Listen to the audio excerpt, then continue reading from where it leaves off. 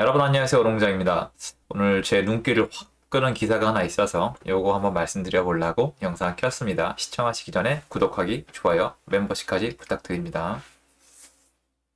서울만 새 아파트 부족하다. 경기 인천 지방광역시는 과잉 공급. 말 같지도 않은 소리죠. 뭐 좀 심하게 얘기하겠습니다. 이게 무슨 뜻인지 혹시 아세요? 이거죠. 서울은 아파트 공급이 부족한데 경기, 인천, 지방광역시는 사실은 공급량이 예전에 비해서는 줄고 있는 곳이 많거든요. 그럼 지금까지도 안 부족했다는 거예요. 그럼 마이 퀘스천은 이거예요. 그럼 왜 올랐습니까? 왜 올랐어요? 투기꾼들 때문에, 유동성 때문에, 시중에 남아 넘치는 돈 때문에. 시중에 남아 넘치는 돈은 본인이 그 운영 가능하거나 아니면 수익이 날 것 같지 않으면 거기에 돈이 들어가지 않죠. 이게 지금 제일 큰 함정이 뭔지 말씀을 드릴게요. 서울만 부족하다. 경기, 인천 안 부족하다. 제가 깔끔하게 정리해드릴게요. 여러분 잘 들어주세요.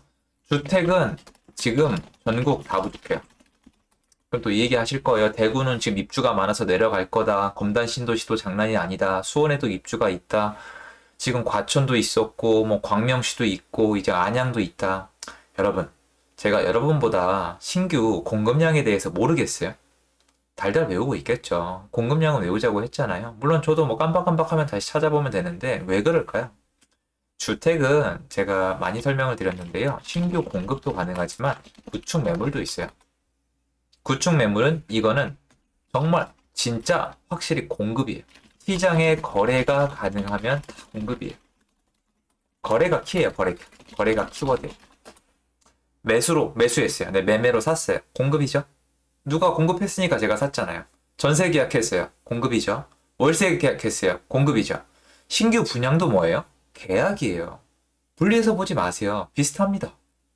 전세로 빌리나 사나 분양받나 다 똑같아요. 언제 어떻게 받냐, 잔금을 어떤 식으로 치르냐, 새 거냐, 뭐 헌 거냐 이 차이일 뿐이죠.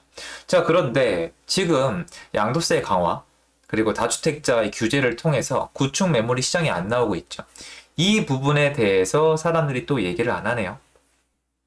도저히 이해할 수가 없는데요. 지금 가장 심각한 문제는 구축 매물이, 거래 가능한 구축 매물이 시장에 못 나오고 있는 거예요. 자, 그러면 여기서도 이 말씀을 하실 겁니다. 야, 이 바보야. 지금 시장에 그렇게 물건이 부족하다면 아파트가 왜 거래가 안 되고 내려가고 있냐? 자, 여러분, 우리 상식적으로 생각을 해봐요. 아파트가 공급이 충분하다. 플러스 매출이 안 나온다. 그냥 이것만 놓고 우리 사람 대 사람으로 상식적으로 말씀을 해주세요. 아파트 가격이 어떻게 될까요? 제가 봤을 때 가격이 번드박치를 쳐야 정상입니다.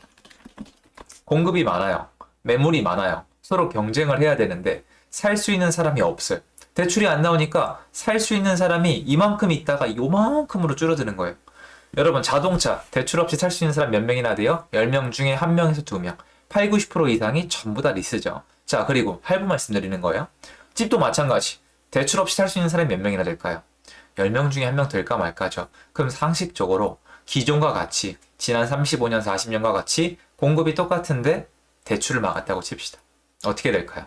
가격이 내려가고 있어야 정상이고요. 보통 내려가는 게 아니라 일주일에 0.1, 0.2, 정말 심하면 1%, 2%까지 내려가도 정상이에요. 왜? 매물이 계속 적체가 되고 팔 수가 없으니까 도망가듯이 팔고 나오는 사람들이 분명히 나와요. 자, 그런데 지금 어떻죠? 가격이 안 내려갑니다. 야, 내려가고 있다고 하지 않았냐? 그거는 이 한국부동산원 자료를 활용한 어떤 기사의 얘기지 저는 의견 안 바꿔요. 지금 시장 내려가고 있지 않습니다. 제가 밖에 나가 봐도 데이터를 봐도 내려가고 있지 않아요. 몇몇 건 하락한 거래는 저는 하락이라고 생각하지 않아요. 여러분, 제가 제 영상에서 가끔 어느 아파트 단지에 한두 건 비싸게 팔렸다고 막 난리를 친 적이 있어요. 그냥 신고가율이 어느 정도라고 치잖아요. 어차피 엑셀 작업하면 다 나온단 말이에요.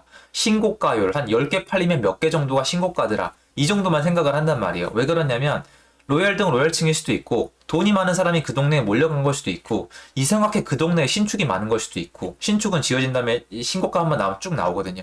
그러니까 특이사항이 있을 수가 있으니까 그 정도지 거래 몇 건이 낮았다 높았다 얘기 안 하잖아요. 의미가 없거든요. 자, 그러면 정리해 볼까요? 서울만 새 아파트가 부족하다. 그리고 경기, 인천, 지방광역시는 과잉 공급이다. 여기서 새 아파트 부족하다 인정인데 과잉 공급이란 말은 잘못됐죠. 새 아파트가 과잉 공급이 되려면 어떻게 해야 되나? 기존 구축 매물이 많은 상태에서 신축이 나와야 과잉 공급이에요. 이렇게 해볼까요, 여러분? 쉽게 설명을 해보죠. 자, 1년에 서울의 아파트를 4만 채를 지어야 해요. 이유는 구축 매물이 4만 개니까. 대충 쳐봐요. 이거는 데이터로 완전히 나온 게 없어요. 왜냐면 매물 개수 세는 어플마다 얘기가 다르고, 이거 부동산 상인들한테 얘기해도 이게 진성인지 가성인지 모르니까.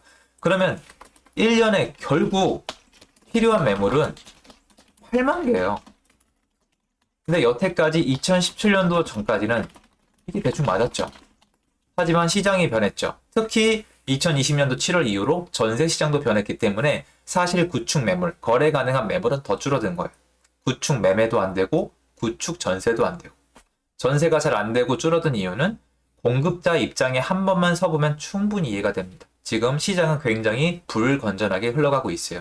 자, 그러면 저 예를 들어서 그렇지도 않지만 그러하지도 않지만 경기 인천을 예를 들어서 경기 인천이 이렇다. 4만 채가 필요한데 내년에 5만 채가 지연돼요. 이게 과잉 공급이에요. 자, 근데 구축 매물이 1만 개밖에 없습니다. 지금 이 정도로 쪼그라들었거든요. 그러면 1년에 8만 개가 있다가 6만 개로 줄어든 거예요. 이건 과잉 공급이 아니라 공급 부족이에요. 시장을 이렇게 볼 줄 알아야 돼요. 부동산 시장은 수요와 공급 그리고 거래를 통해서 계속 회전을 하게 되어 있습니다. 거래를 완전 원천 차단을 했죠. 대출을 정지를 시켰어요. 저도 굉장히 쇼크 먹었습니다. 그런데 어쨌거나 이런 기사는 옳지 않아요. 신축 아파트가 과잉 공급이란 얘기를 듣고 싶으면은 구축 매물이 완전 풀려서 구축 매물이 경쟁력을 잃은 상태에서 모두가 신축으로 들어가는 그런 형태가 돼야 돼요. 그럼 구축 매물이 와르르 흔들리죠. 근데 지금 이렇지가 않죠. 물론 검단 신도시가 입주를 본격적으로 하지 않았죠. 이제 많이 남았고 대구도 마찬가지예요. 그런데 지금까지 보여준 모습은 옛날보다 데미지가 크지 않아요. 그런데 최근 어떤 변화가 있었냐면 신축 입주 당시 요즘 데미지가 좀 커요. 이유는 또 대출. 지금 대출이 문제예요. 그래서 앞으로 대출을 계속 정지를 시키면은 효과는 있을 거예요. 하지만 많은 분들이 이게 정말 중요한 건데 이거를 까먹고 계세요. 쿨타임이라는 게 있어요. 쿨타임은 뭐냐면 이 세대가 한 사람이 돈을 모아서 집을 사러 시장에 나오는 그 쿨타임이 있어요. 돈 모으는 시간. 대출을 안 해주면 쿨타임이 길어질 뿐이에요. 그런데 이 사람들이 나올 때가 되면 나와요. 그래서 옛날에 역사적으로도 거래량이 없으면 그 시간이 거래량이 없는 상태로 지속되는 시간이란 게 있는 거고 대출을 막아놔도 그게 통하는 시간이란 게 있는 거예요. 그래서 이 쿨타임이 차는 시간이 늘어날 수는 있지만 언젠간 온다는 거예요. 예를 들어 볼까요? 쉽습니다. 여러분이 돈을 모아서 벤츠를 살 거예요. 대출을 끼고 사면 여러분 대출을 끼고 사면 얼마나 걸릴까요? 대출을 끼고 사면 한 2년. 대출이 없으면 한 4년 올려버리죠. 물론 이 시간은 귀하죠. 그래서 어떤 현상이 일어나냐면 이 시간 동안에는 다소 안정된 것처럼 보여요. 하지만 수요자는 계속 쌓이고 공급이 제대로 이루어지지 않으면 한꺼번에 시장에서 만나게 돼 있죠. 지금 왜 이렇게 하고 있을까요, 여러분? 왜 특정 시간 동안만 안정돼 보이는 것처럼 해만 했을까요? 사람들도 싫어하는데 대출을 왜 원천 차단을 했을까요? 잘 생각을 해보십시오. 특정 기간이 굉장히 중요한가 보죠. 전 그렇게 생각을 하고 있고요. 의견을 전 바꿀 마음이 아예 없습니다. 아직도. 시장은 불안정해 보이고 저는 오래 남지 않았다고 생각을 합니다. 쿨타임 차면 수요자는 시장에 나올 거고 대출이 풀릴 기미가 보이거나 풀리면 더 빨리 더 거세게 나올 것이고 지금 시장을 너무나도 잔혹하게 엉망진창으로 만들었기 때문에 시장의 수요와 공급이 거래를 통해서 보복하는 날이 다가오고 있습니다. 이게 미친 소리로 들리는 분도 계시죠. 저는 이 자리에 계속 있을 거거든요. 같이 지켜보시죠. 전 그렇게 생각을 하고요. 여태까지 지난 몇 년 동안 계속 이렇게 제 주장을 해왔고 어떻게 보면은 약간 슬픈 얘기일 수도 있지만 여러분 그 국가 부도의 날 보셨잖아요.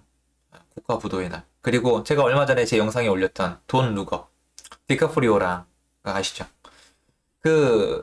보시면 누가 일부러 속이는 게 아니라 구조가 좀 그렇게 되어 있습니다. 그래서 제 영상 마무리는 또 다시 한번 국가 부도의 날에 멋진 배우 유아인 씨의 대사를 인용해서 끝내겠습니다.